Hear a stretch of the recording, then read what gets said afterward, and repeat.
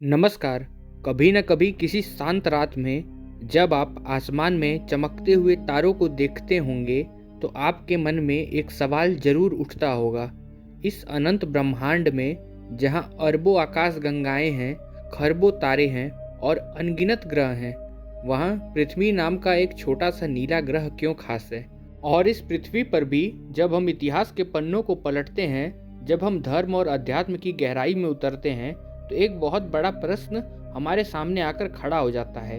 एक ऐसा प्रश्न जिसका उत्तर विज्ञान के पास शायद आज भी नहीं है, लेकिन अध्यात्म के पास सदियों से है।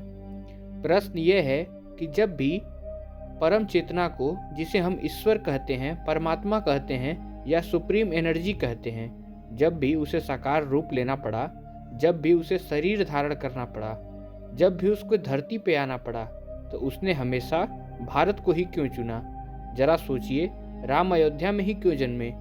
कृष्ण ने मथुरा और वृंदावन की गलियां ही क्यों चुनी? भगवान शिव ने कैलाश और काशी को ही अपना निवास स्थान क्यों बनाया? बुद्ध को ज्ञान गया में ही क्यों मिला? आखिर इस जमीन में, इस मिट्टी में ऐसा क्या चुंबक है, ऐसा क्या रसायन है जो स्वयं ईश्वर को भी बार बार ऊपर से नीचे खींच लाता है?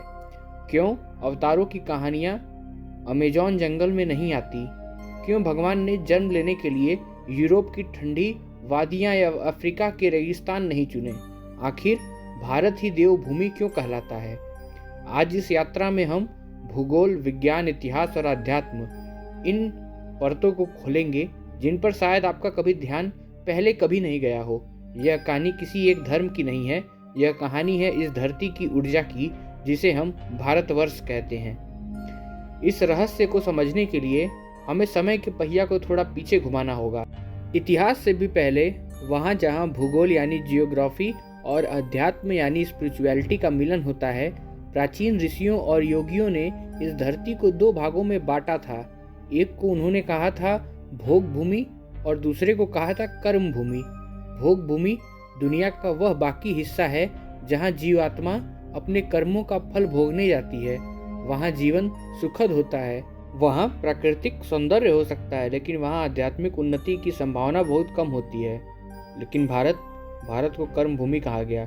कर्म भूमि का अर्थ है एक ऐसा प्रयोगशाला, एक ऐसी लैब जहाँ आत्मा अपने बंधनों को काट सकती है, जहाँ इंसान के ऊपर चढ़कर देवताओं को प्राप्त कर सकता है। और यही वो सबसे बड़ा कारण है कि ईश्वर को यहाँ आना पड़ा, क्योंकि ईश्वर वहीं अवतार लेता है जहाँ धर्म की स्थापना करनी होती है।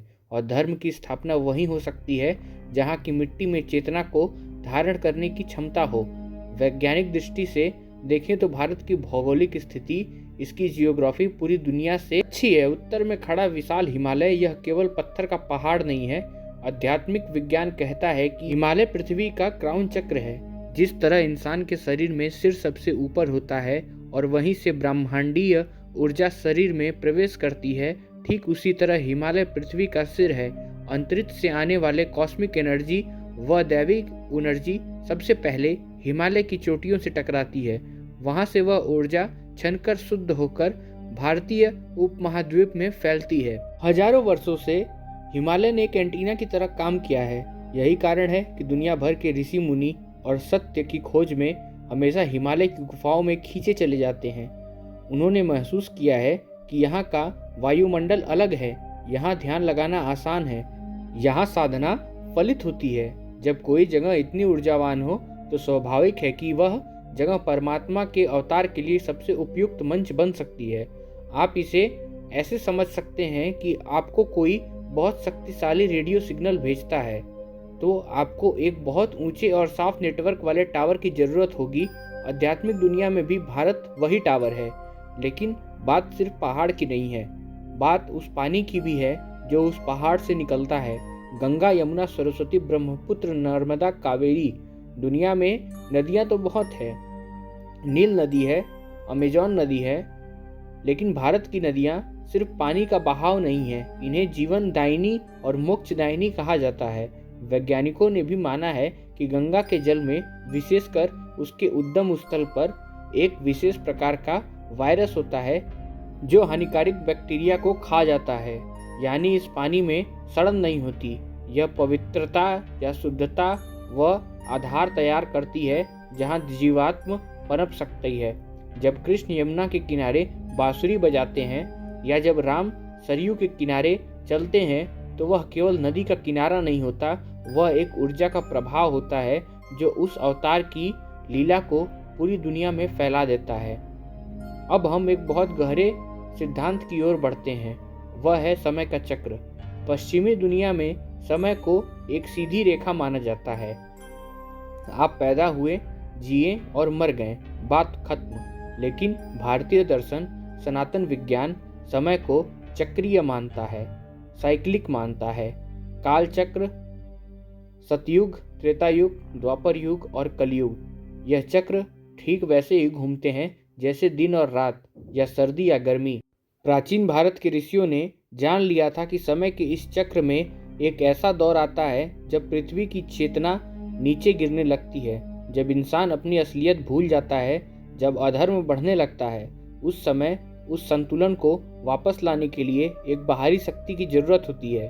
उसी शक्ति के नीचे उतरने की प्रक्रिया को अवतार कहते हैं। अवतार शब्द का मतलब है ऊपर से नीचे आना, और नीचे उतरने के लिए सबसे सुरक्षित और उपयुक्त लैंडिंग ग्राउंड वही होगा जहाँ की संस्कृति ने उस आगमन की तैयारी पहले से ही कर रखी हो।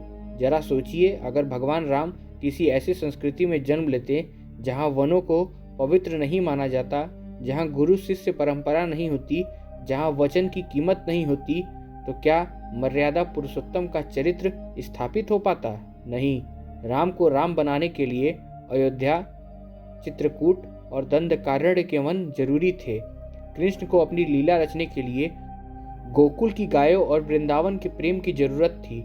यह माहौल, यह एटमॉस्फेयर सिर्फ भारत में था। एक और अद्भुत बात है जिस पर अक्सर लोगों का ध्यान नहीं जाता, वह है इवोल्यूशन थ्योरी।